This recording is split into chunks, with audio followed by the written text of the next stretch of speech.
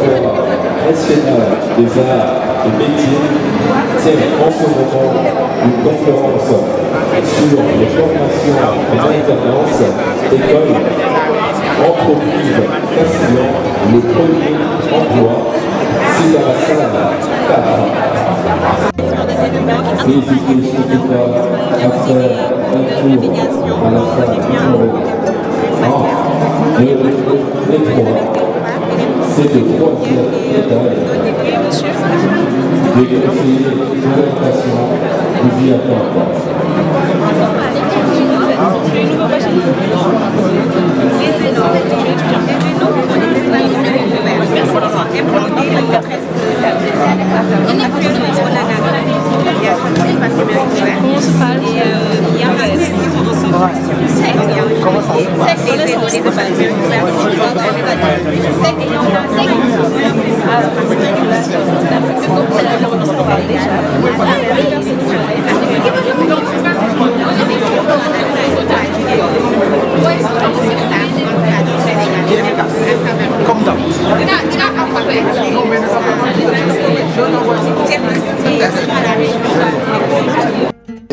Très important, vous le savez, depuis la mise en place du nouveau gouvernement du Sénégal, le président de la République insiste à chaque conseil des ministres sur la nécessité pour le Sénégal de la création de beaucoup d'emplois, la création d'emplois rapides, la création de beaucoup d'entreprises, l'amélioration de l'environnement des affaires au niveau du Sénégal et la mise en relation entre l'éducation, la formation et la demande du monde socio-économique.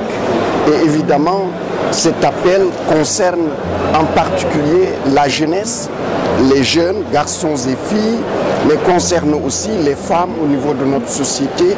Et en ce qui concerne la jeunesse, qui est dans les lycées, dans les collèges, dans les universités, le choix le plus important, c'est de choisir une filière de formation qui puisse conduire à un métier et après le métier à pouvoir s'insérer dans une entreprise ou soi-même créer sa propre entreprise.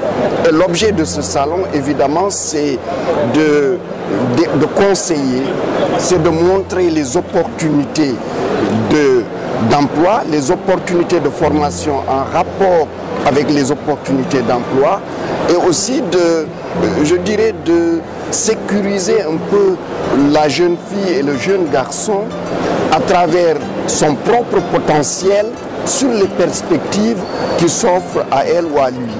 Et dans ce sens-là, ce salon est essentiel. Et il est en étroite liaison avec les orientations du Conseil présidentiel sur l'enseignement supérieur, puisque ce Conseil avait demandé à ce que les universités mettent en place des bureaux d'accueil, d'orientation et d'information.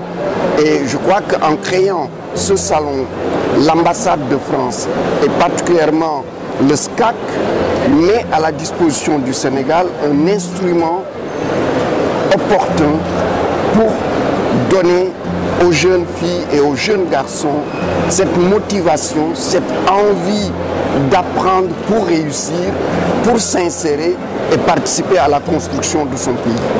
Il est ce qu'il est, dans la mesure où on peut considérer que depuis 2012, nous avons une croissance soutenue, puisque nous sommes passés à, je pense, si je ne m'abuse, 1,5%. Et depuis 3 années, nous sommes au-dessus de ces 6%. Et cette croissance soutenue s'accompagne aussi de création d'emplois. Et surtout pour nous qui sommes dans l'enseignement supérieur, la recherche et l'innovation, l'arrivée d'entreprises qui utilisent des cadres de haut niveau. Et je veux donner un exemple, puisque nous sommes ici avec l'ambassade de France, une entreprise française comme Atos, qui a fait le pari de venir s'implanter au Sénégal, utiliser des ingénieurs sénégalais formés sur place ou formés à l'étranger, avec un défi, une ambition certaine, puisqu'aujourd'hui ce sont plusieurs centaines d'ingénieurs sénégalais qui travaillent dans les locaux d'Atos. Et Atos se dit, dans 1 année, 2 années, ils veulent aller à 2000 ingénieurs sénégalais. Et il y a d'autres entreprises aujourd'hui, voyant Atos s'implanter et réussir, elles aussi viennent s'implanter. Donc le domaine de la connaissance, le domaine de la science, de la technologie devient une opportunité de création de start-up. Et cette création de start-up va permettre aussi au Sénégal de renforcer son potentiel de création d'emplois à côté de ces emplois rapides, comme on dit, ces UMO, ces activités à haute intensité d'utilisation de main-d'œuvre. Il y a effectivement, le chômage existe.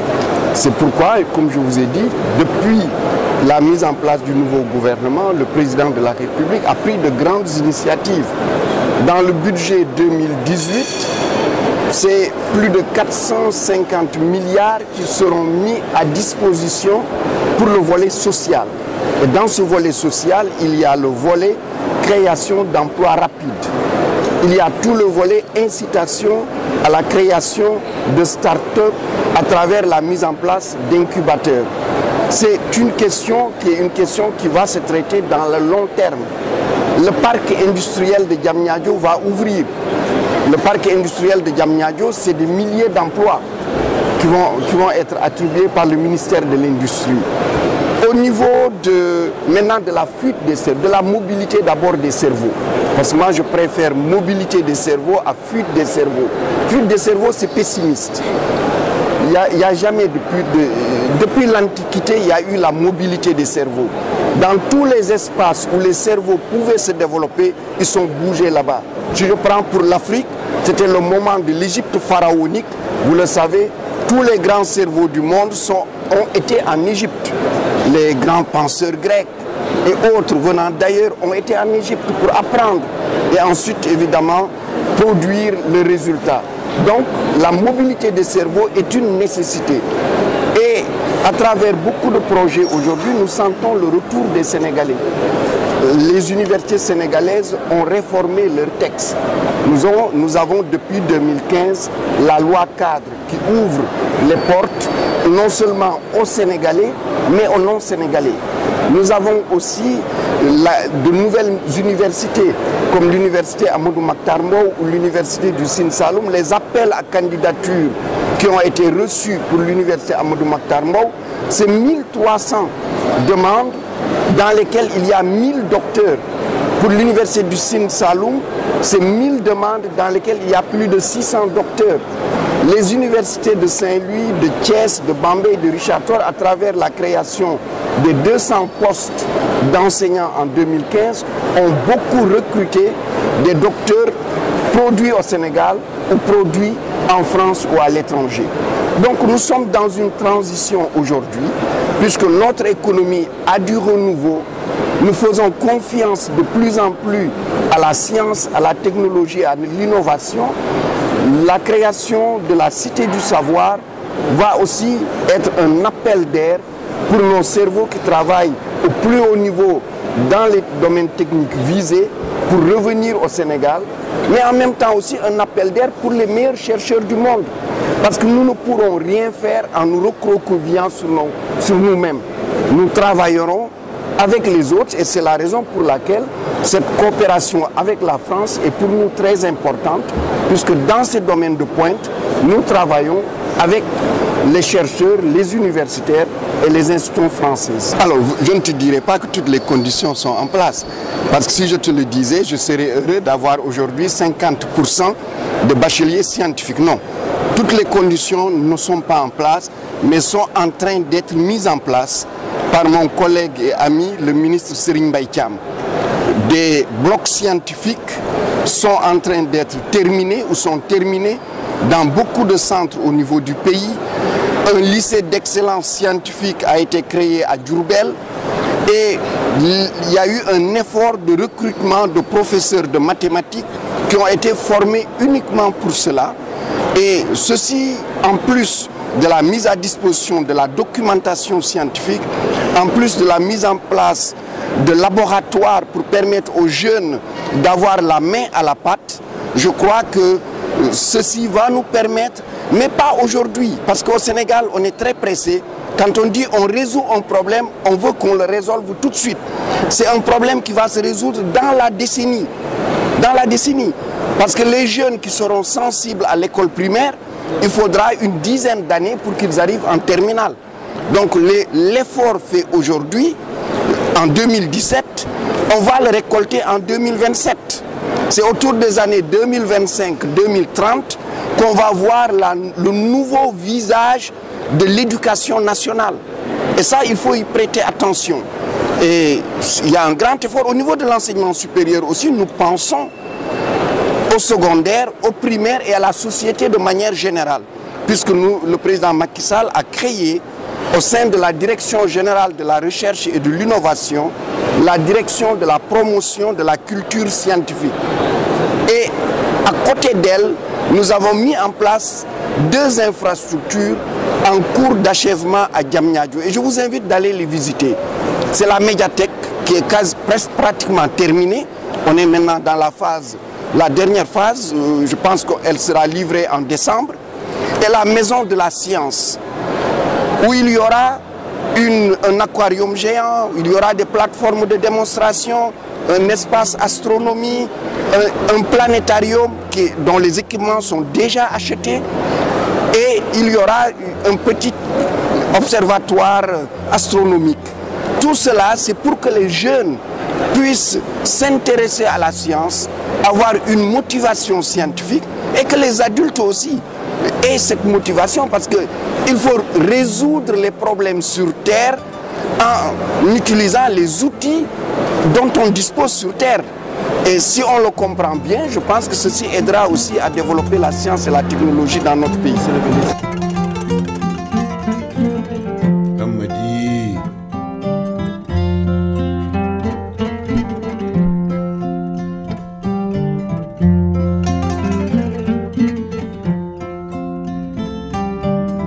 France, qui est parti hier à Paris pour assister au 3e séminaire intergouvernemental franco-sénégalais qui sera présidé par nos 2 premiers ministres. Et c'est pour cela que c'était important de faire ce salon Premier Emploi Formation avant ce séminaire, parce qu'un des axes prioritaires, ce sera l'emploi des jeunes, la question de l'éducation, la question de l'enseignement supérieur. Nos démocraties connaissent le même défi, le problème de l'emploi des jeunes. Nous, en France, 40% des Bac plus 5, un an après leur diplôme, n'ont toujours pas trouvé d'emploi. Ici, au Sénégal, on connaît le problème du chômage des diplômés. Le président, son Excellence Macky Sall, a fait du plan sénégalais, dans son plan Sénégal émergent, de la question du capital humain sa priorité. Dans le partenariat que nous sommes en train de refonder avec le Sénégal et qui sera discuté à Paris dans 2 jours, il nous avait semblé important que la question de l'employabilité des jeunes, de la formation professionnelle et universitaire des jeunes soit au cœur des enjeux.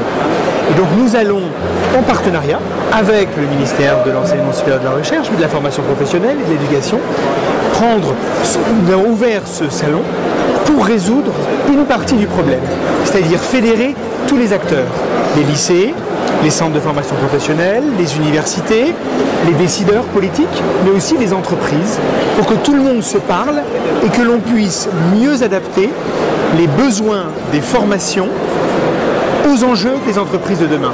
Le ministre l'a très bien dit, le Sénégal émergent change, il y a beaucoup de nouveautés, le numérique, le pétrole, l'agriculture, le tourisme, autant d'enjeux qui doivent trouver des personnels bien formés et adaptés aux besoins des entreprises. Et c'est pour ça qu'on a ouvert ce salon ici à Dakar, parce qu'on sait que Dakar est une locomotive en Afrique, pour nous, et pas seulement. Vous savez, Paris est la première destination, la France est la première destination pour les étudiants sénégalais, mais nous avons aussi le désir d'ouvrir plus de colocalisation, c'est-à-dire d'enseignement supérieur français qui viendrait s'installer à Dakar.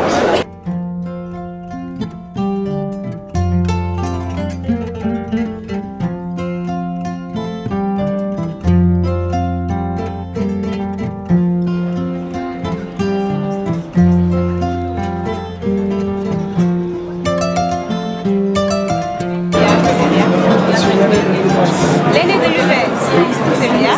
De la promotion, première promotion. Quelle filière? Et tout se passe très bien. Ça va, ça va. Vous êtes satisfait de votre université?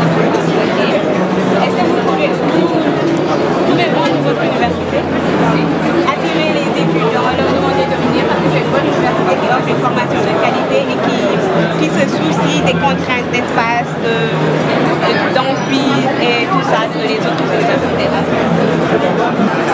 Alors, là, on peut dire que l'IVS, c'est une université virtuelle.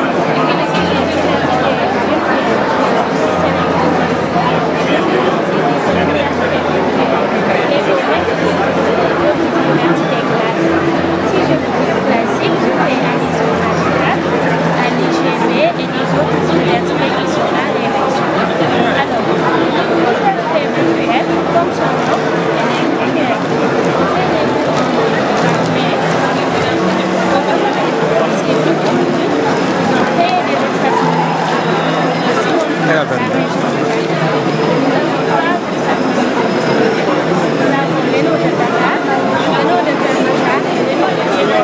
Dans les régions aussi, il y a une espace universitaire. Dans cet espace universitaire, de se familiariser avec l'espace universitaire. Il a également des contacts avec les autres publics, mais également dans les espaces universitaires, il y a beaucoup de gouvernements qui est là pour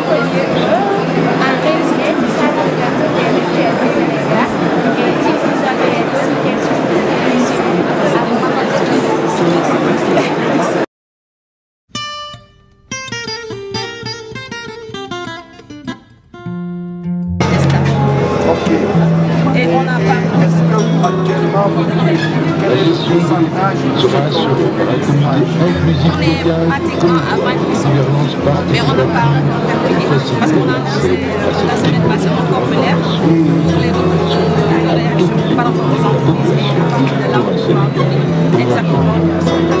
Parce que ça c'est un volet très important. Le stage, le service à la communauté. Vous avez tous mes encouragements. Merci. J'en profite pour vous offrir des choses et une casquette de l'EVS.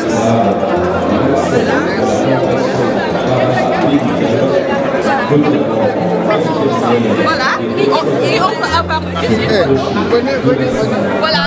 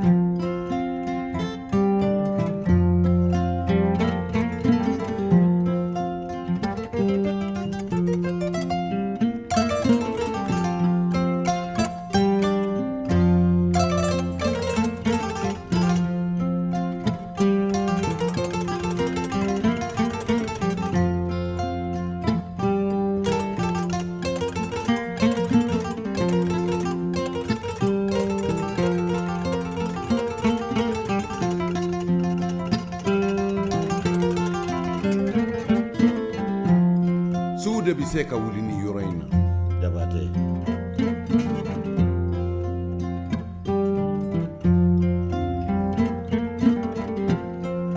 nyege min kanyi ya famu de kamina amani sela de Jabate.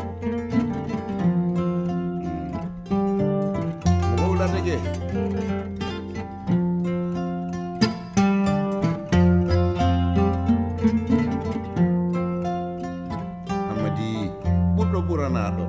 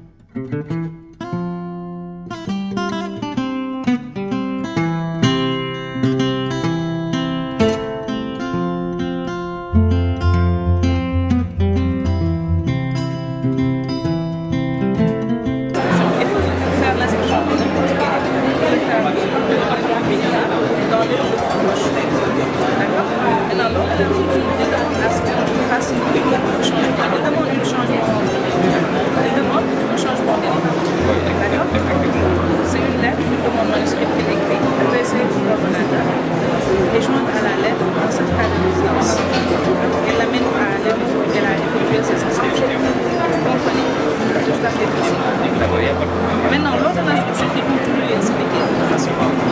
Maintenant, en ce moment, il y a une page pour légaliser l'attestation, 2 pièces d'identité légalisées et le reçu de paiement et le garde précieuse.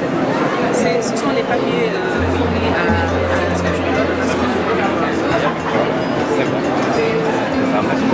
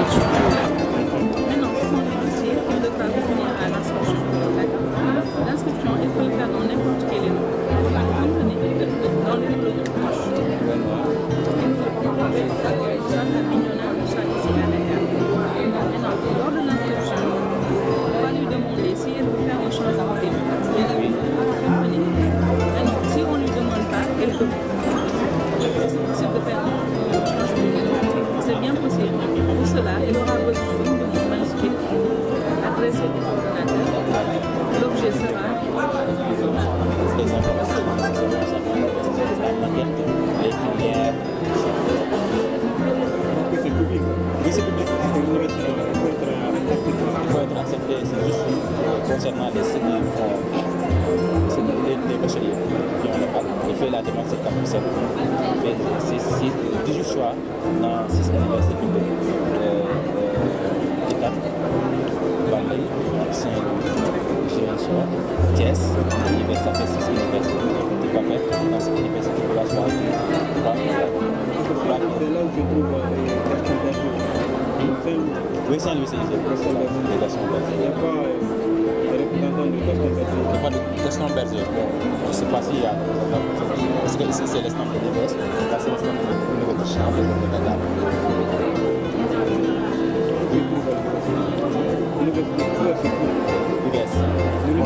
L'UBS, c'est la construction des sièges nationaux pas de c'est un camion. Mais pour l'instant, les sièges sont au niveau de la BDN. De la BDN, en face de l'université. Après cimetière Saint-Lazare. Le projet cimetière Saint-Lazare, toujours vers le cap. cimetière Saint-Lazare, il y a le pont qui est là-bas, le Saint-Jacques qui est là-bas, on descend là-bas, juste à ta droite, c'est là-bas où se trouve le ciel de l'IBS. Donc si tu entres dans les 3 de ton investissement ici, on va donner toutes les informations nécessaires pour que tu seras là-bas et les formations avec le président de l'ingénierie pédagogique. Non, il n'y a pas de master pour l'instant. L'IBS. Bon, l'IBS, comme ça, c'est la 6e université publique qui est créée par décret présidentiel en août 2013, qui a pris fonction en octobre 2013. Moi qui vous parle aussi de la première promotion. Bon, IBS, c'est une université numérique. L'université numérique, cela veut dire que l'enseignement se passe à distance. Mais c'est semi-distance parce qu'il y a des cours qu'on fait au préalable avant d'entamer les cours magistraux, c'est-à-dire les cours de développement personnel, de leadership et comment dirais-je, d'informatique de la plateforme, pour mieux familiariser et maîtriser la plateforme à distance. Parce que vous savez pertinemment bien qu'avant de procéder au cours magistraux, il y a les étapes préliminaires d'abord. Donc l'étudiant qui est orienté à l'IBS, primo, s'il a fait ses institutions pédagogiques administratives, il va bénéficier d'un ordinateur et d'une clé de connectivité. Donc la clé de connexion, il y a 3 ou 2 gigas, chaque pays du monde renouvelle ça. Donc la connectivité, c'est la plateforme. On peut le dire en sorte que c'est la plateforme, l'amphithéâtre de l'étudiant. Donc l'étudiant est censé suivre le calendrier et l'emploi du temps qu'on a ficelé de la première matière jusqu'à la fin à l'examen aussi. Les examens aussi c'est en présentiel, mais pas dans les zones. Les zones, ce sont des espaces numériques ouverts. À Dakar, on a 3 zones. L'un qui est de Dakar, il y a une zone de Dakar, il y a l'un de Kermassa, qui se trouve à la station il y a le nom de Guédiawaye, qui se trouve au niveau de Guédiawaye à Montagne. Donc l'IBS, on peut dire que c'est une innovation.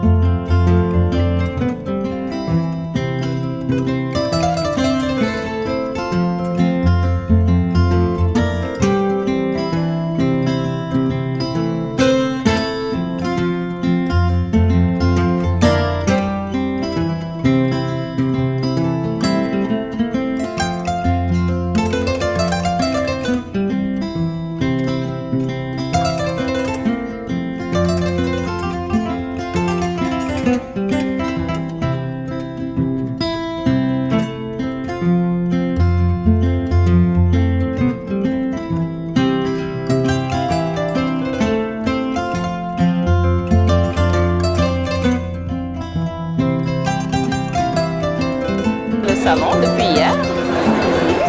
J'ai vu pas mal de structures de formation privées et des structures d'orientation, des écoles de formation françaises.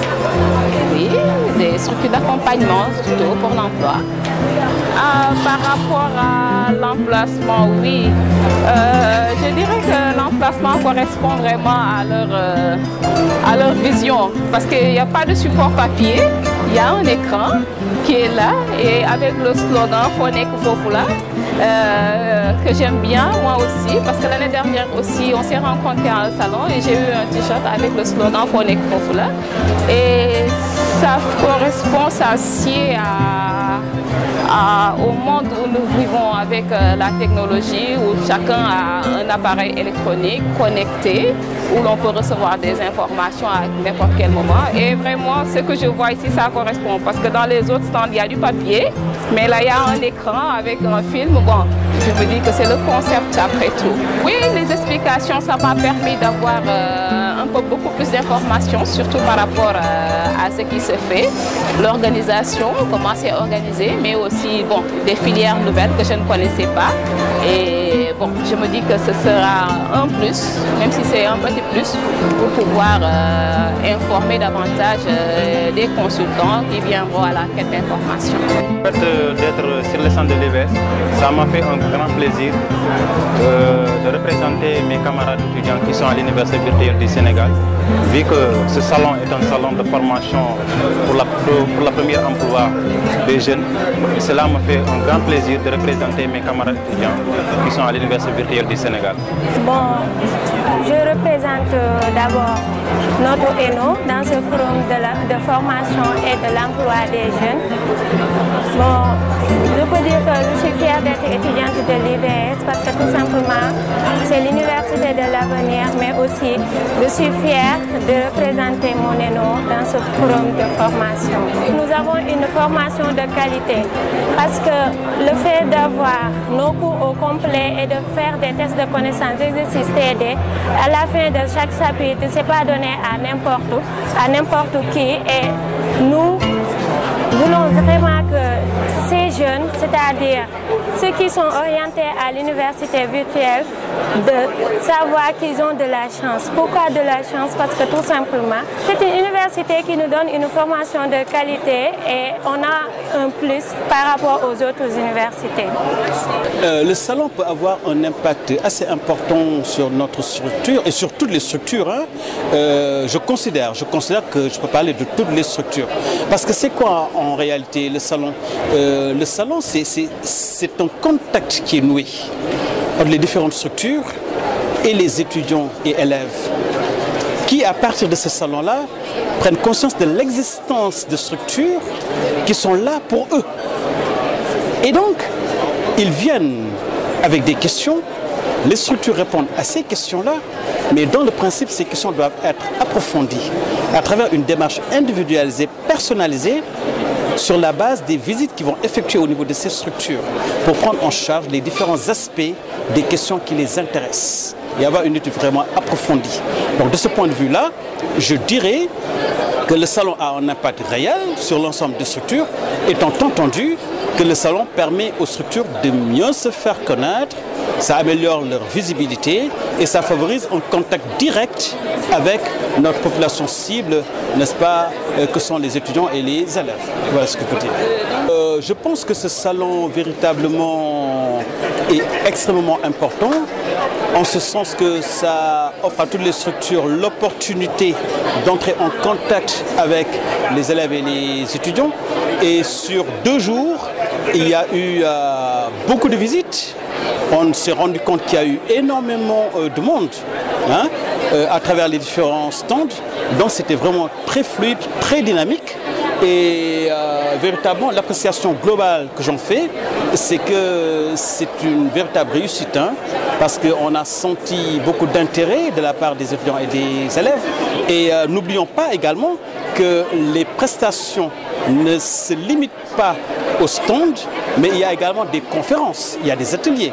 Et à chaque fois que nous avons l'occasion de passer dans les différentes salles pour voir ce qui se passe au niveau de ces conférences-là, on voit qu'il y a du monde, il y a beaucoup de monde. Et au niveau des stands, non plus, ça ne désemplit pas. Donc on dira que c'est une réussite. Donc ce que je pense du salon, c'est que c'est une activité à pérenniser. C'est vraiment à pérenniser, c'est extrêmement important. Concernant maintenant l'UVS, je considère que c'est une belle opportunité pour le Sénégal.